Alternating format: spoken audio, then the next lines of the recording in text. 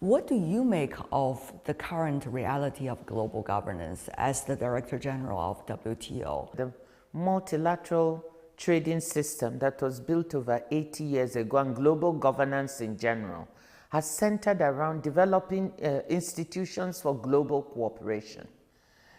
There are so many problems in the world that cannot be solved by one country alone, and that is why you need multilateral cooperation.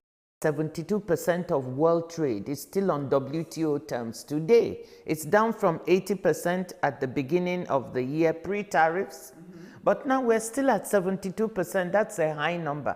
So multilateral institutions are needed, but there's no doubt that they need to reform so that they can be able to deal more swiftly with the problems of today and tomorrow.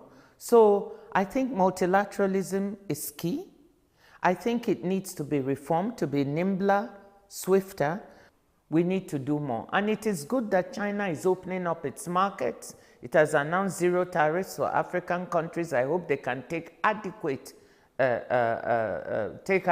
advantage of these opportunities so we can trade, they can trade more, expand their share of the markets. Africa's share of global trade is less than 3% and has not been increasing for many years. And we hope that countries that are major economies and leaders will continue to find a way to, yes, help solve global problems through international cooperation, through global institutions.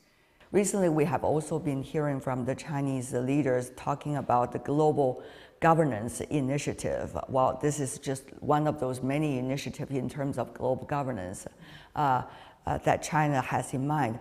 What do you make of these efforts and statements put out by Beijing about global governance? Well, Secretary General Guterres, I think, recently made his statements welcoming the support for global cooperation and for multilateralism with the UN and other organizations at the core. And we think it's a good thing. As I said, you need global institutions to solve global problems and deal with global public goods that cannot be dealt with by any one country. So good global governance is important.